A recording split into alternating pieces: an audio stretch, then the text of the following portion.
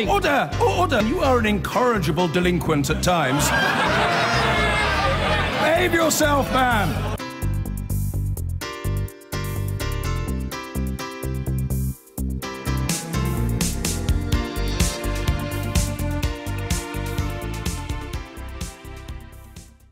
The government says English universities could be fined if their leaders are unable to justify salaries above that of the Prime Minister.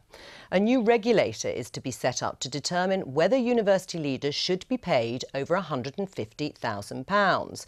The university's minister, Jo Johnson, was speaking to university heads this morning, and here's what he had to say.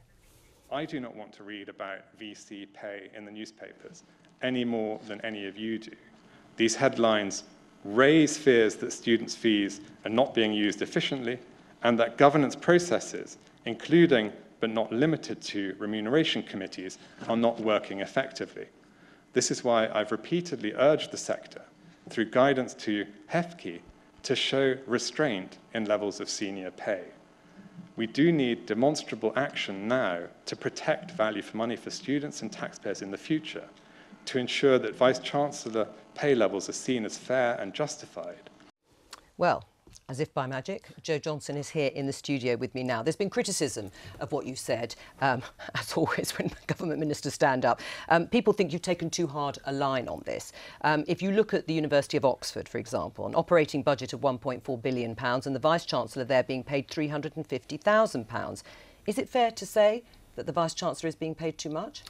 We're not setting a pay cap in the system. What we're requiring is that institutions that want to pay more than £150,000 provide the new regulator, the Office for Students, with evidence supporting the need to do so. It's really important in an environment in which students are paying for their own fees and taxpayers are injecting roughly 70% of the money that goes into our system, that there's proper value for money and demonstrable efficiency across the higher education system. So this is minimum requirements of accountability and transparency. Right, but do you think £350,000 is too big a salary? Well, it's certainly a considerable salary that the OFS would want to need to have justified. Right, I mean, but is the Vice-Chancellor not worth the money? I mean, Oxford and Cambridge have come out as the top 2 universities in the world, according to the Times Educational Survey, and for the first time ever, significant increases in their institutional income. It's a major export. Why are you trying to kick them?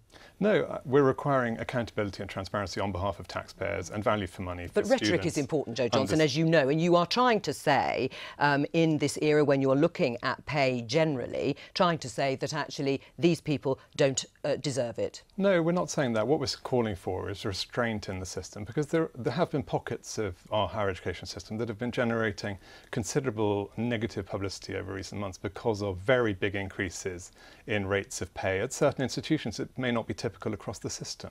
But we need to ensure that governance is working properly, that remuneration committees are independent, so that people can really have confidence in the way money's being used. If it's such a big issue, when are we going to see results from this? It sounds like it's a consultation that's going to go to a regulator. If you really wanted to do something about it and reduce the pay, do it. Well, universities are autonomous institutions. Right, so you're interfering. So we've passed a law called bringing into existence a new regulator, the Office for Students, which has powers to promote value for money and ensure efficiency and proper use of resources across the system. The Office for Students is going to be consulting shortly on guidance that it will issue to the sector about how it can get proper accountability into remuneration committees. We need them to be more independent so that confidence grows in the system. But ultimately, in 2 years' time, it could be that nothing changes and actually these salaries stay exactly the same, rightly or wrongly. We want at least these salaries to be properly justified to the regulator. And transparency is a powerful tool in the system. There is a perception that remuneration committees are not operating sufficiently independently and sufficiently transparently, and this will change. OK, it may be an important issue as far as you're concerned. I can't quite see when the changes may or may not come. In a way, isn't this the government trying to deflect attention away from the real issues that became quite big talking points during the general election, tuition fees and student loans? And, you know, if there are changes to Vice-Chancellor's pay, it's not going to result in lower fees for anyone, is it? It's really important that everyone feels confident that their investments, whether it's the taxpayers' investments or the students' investments in higher education, is worthwhile, that the government is committing 70% of universities' income to higher education. But why are fees then going to go up? Because the rate of inflation is going up next year. Never mind about the pay going to vice-chancellors, you've said that. But what about fees? That's what people would be really interested in. Well, the return on higher education is enormous for students going through it. Lifetime earnings, £250,000 higher over their lifetime. For a woman, £170,000 higher if you're a man. Higher education fees have to be set against the benefits that they generate, both for the individual and for society and the economy at large. So, you know, something has to finance higher education, and we are sharing the burden of financing higher education fairly between the individual student and the general taxpayer. So tell me about the increase then. 6.1% is going to be the interest rate on a student loan. That is extraordinarily high.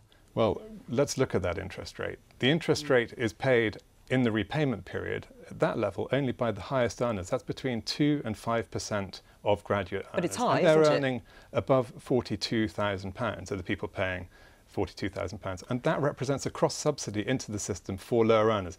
So if you want to reduce the interest rate, you're removing a progressive cross-subsidy from the highest earning graduates, those earning above £42,000, to the lowest earning graduates in the system. Right. Why is the interest rate set, though, for student loans and tuition fees at RPI, you know, which is the higher rate of inflation, but everything you pay out as a government is at CPI?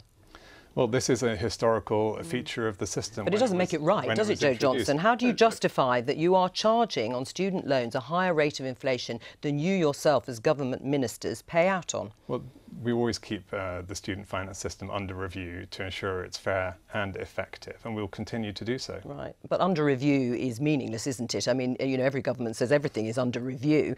Is it fair or isn't it? The overall student finance system is fair. It's enabling more people from disadvantaged backgrounds to go to university than ever before. You're 43% more likely to go to university if you're from a disadvantaged background today than you were in 2009-10, and you're 52% more likely to go to university from a disadvantaged background to a highly selective institution. Right. It's not just the lower tariff institution. No, I take those statistics, but the gap. But according to the statistics, the gap in participation rates between the most and least advantaged students has widened. There is a record level of people but from this disadvantaged is, but the university. gap between the two hasn't actually narrowed particularly. Yes, the participation rate overall, there are still as many disadvantaged students going, but there are still more people going from advantaged backgrounds. There is work to do to continue to get more people from disadvantaged backgrounds. Do you think the rates of interest on student loans is partly to blame? You have to concede that a 52% increase in the proportion of people from disadvantaged backgrounds going to our most selective universities. There are more students. That's the proportion. That's the number.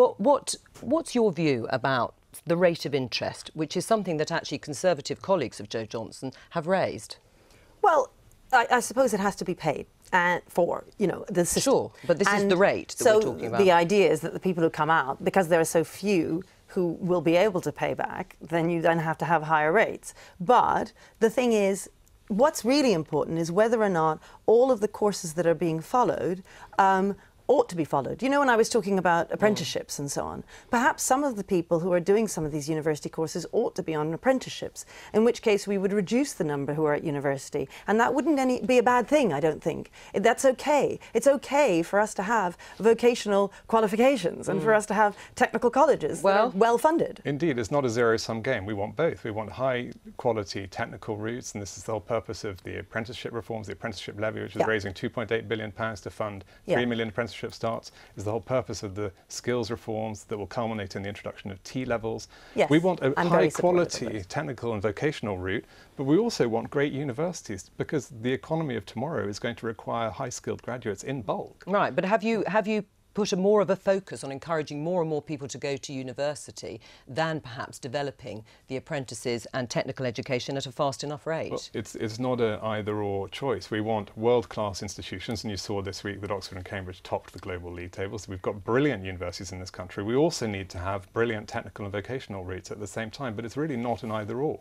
All right, Jo Johnson, just before I let you go, should foreign students be taken out of the immigration figures? Well, this is a bit of a red herring, because they're not capped at the moment. It doesn't matter how many come. They can come and study. We welcome them in unlimited numbers, and they can come on and stay and work. So should they be taken out? Provided they get a graduate Should job. they be taken out of the immigration figures? It wouldn't make any difference to the ability of our universities to recruit successfully, and we're the second most successful country in the world when it comes to attracting international students. Jo Johnson, thank you. Now, how much should university vice-chancellors be paid? With students now graduating with thousands of pounds of debt, the six-figure salaries of some university bosses have become a matter of hot debate. Today, the university's minister, Jo Johnson, outlined plans for a crackdown.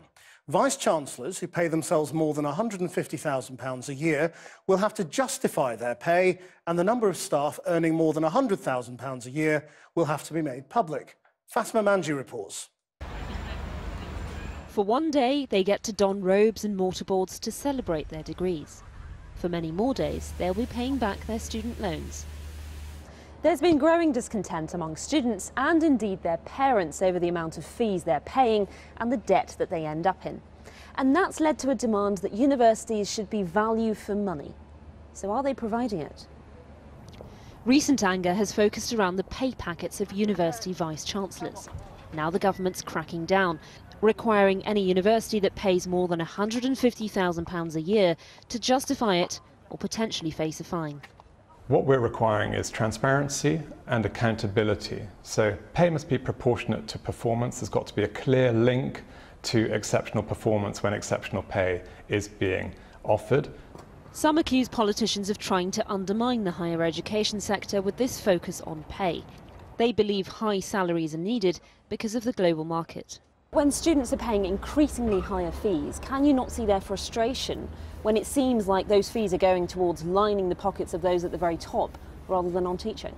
We do need to be able to compete internationally, and we're going to need to continue doing that. And I think with Brexit coming as well, more and more is going to depend on the innovative capabilities of universities and the research and the talent that they've got to actually make a success of our economy for the future. But faced with spiralling student debt, not all graduates are convinced. That's not fair. That's not justified. That was not the part of the deal, because the deal was that that goes towards the research, definitely not towards someone getting so much pay. I think that they are a critical member of the academic staff, and without them, the academic staff would have no leadership, and those are the people that we kind of credit our degree to. So I think that fines are probably not justified. Some of the issue revolves around universities being like a business, and you just get that feeling every so often. And perhaps that's exactly it. Universities are now businesses. The Vice-Chancellor of Exeter is also its chief exec and has a pay package of more than £400,000. I'm responsible for a budget of over 400 million. I'm responsible for bringing in large philanthropic gifts. I'm responsible for managing 4,500 people. So he thinks he's worth it, but will others at the top of the university pay scale be able to justify theirs? Well, I'm joined now by Nissi Silulu, who's just graduated from Cambridge University, and from Glasgow by the rector of Glasgow University, Amma Anwar, who was elected to his post by students earlier this year. And Amma Anwar, I should say the last time we spoke to you was actually after the terror attack in Spain, and so it's very nice to see you in a calmer setting. Let's begin with you then. Do you think these people are worth it? Well, I think we have to start with the point that UK university institutions are punching well above their weight, especially the Russell institutions. And the argument that I've heard at the universities is that if you want world-class leaders, then you have to match the talent with pay. The problem is that there's a lack of transparency, there's a lack of accountability, and some of these individuals, the University Colleges Union did a survey of 160 institutions, and what they found is that something like 23 universities had awarded pay rises of 10% over the last year. 55 universities were paying their vice-chancellors over £300,000. 11 of those universities were paying them over £400,000. And these vice-chancellors are the very same individuals, of course, who argue that their pay is deserved, but they're the ones who are imposing pay restraints on academic staff. Now, I agree with world leaders being paid money for, the work they do, but sometimes they seem to forget that the university doesn't function because of the vice-chancellor, but the several thousand members of staff that actually do an outstanding service for the students, yet for some reason their pay is restrained at 1% or below that. They have to suffer budget cuts, and actually pay restraint doesn't just mean pay restraint, it's actually pay cuts, and you've seen real demoralisation unleashing of market forces within the universities. Now, if they want to justify their pay, then of course there must be transparency, there must be accountability, and the real problem appears to be that many of these vice-chancellors actually sit on the remuneration committees, or they hold them in private and decide exactly what they're going to be paid, whereas the rest of the staff at the universities, of course, are subjected to arbitrary objectives and performance targets, and they have to have external scrutiny, but there appears to be no external scrutiny. If they deserve it, then prove it. So you're not actually saying they don't deserve it, you're just saying you quite like the idea of them being able to prove it? Well, I'm saying that there needs to be transparency and accountability, and in the context of, I think, that other academic staff, if they're going to get 10% pay rises for vice-chancellors, then I believe that the academic staff deserve it a hell of a lot more, because they're the ones who are actually the jewel in the crown of our university system. Nissi Salulu, yeah. How do you see this as a student who presumably left university with student debt? Yes, exactly. And I think a lot of what he's mentioned is so accurate in terms of transparency, in terms of being open to share this information. I mean, if there was nothing to hide, why are you so set against people and the public being able to know what you earn? And the thing that I find really, really difficult about this entire situation is the fact that you have people being paid £300,000, as you mentioned, £400,000, but then you have students on the back end who have their tuition fees tripled. You know, I even had teachers who I went to sixth form with and who said that... What has one thing got to do with the other? I mean, at the chief executive end, if you like, the vice-chancellor, £400,000, but they're running an institution with a £400 million budget, you know, in some cases over £1 billion budget. The Chancellor of Oxford Glasgow, has over £1 billion budget. These people are running massive enterprises. Hang on, Amma. I'm just trying to get an answer from Nissi first. Yeah, no, I do completely understand that, but my concern is just the fact that how are you sitting there and feeling comfortable with the fact that you are paying these people so massive sums of money, but then you have students who on the back end are leaving with so much debt? I mean, if you're going to use that money, use it wisely. Why not reduce tuition fees, reduce the debt that students are going to be left with? So, for example, with myself, I'm a working class, you know, black woman who has been brought up in East London my entire life. I'm very, very blessed to have gone to an incredible university. I went to Cambridge. It was an honour and a blessing. So for me, I can sit here and say, I can go, you know, anywhere in the world, not trying to blow the trumpet or anything like that, but I could go somewhere in the world and it'll be recognisable. However, if you're, you know, you've got other students from other universities that are going to various places, they can't necessarily say that. And for them, the concern is they're paying this huge amount of money, £9,000, but is the, you know, the actual education itself being improved? Anwar, I mean, isn't there a sort of a slightly populist element to this sort of hunt? Well, I think there is, because I don't particularly trust this government. The idea that somehow now this government really cares about students and university establishment when they're actually the ones who are unleashing market forces in terms of teaching excellence. If they really care about students so much, if they really care about, you know, ensuring that people from deprived backgrounds, poorer backgrounds, working class backgrounds can get into university, then first of all, the first thing they could do is what the Scottish government's done, abolish tuition fees, or as Jeremy Corbyn's suggesting that if he became Prime Minister, he would do in England and Wales. Do that, or at the very least, increase maintenance grants by a massive level, but they're not doing that. What they're doing is attacking, and if you look at the context, if you reduced a £300,000 salary to £150,000, in reality, what does that mean? At £9,000 per head for students, that means that 16 students would potentially benefit, but in reality, we know they're not going to benefit. This is more about scapegoating, it's populism. If they actually genuinely care, then I want to see real rigorous scrutiny and transparency and accountability in actually what the government's doing in terms of bringing in free market forces into an education system, when we have lived prior to this with a system that says that anybody from any background should be able to go to university and study, and we now know that thousands can't. We're going to have to leave it, but Anwar and Nissi Salulu, thank you both very much indeed. And needless to say, we did try and find university vice-chancellors to talk to today, and if there's any out there, give us a ring.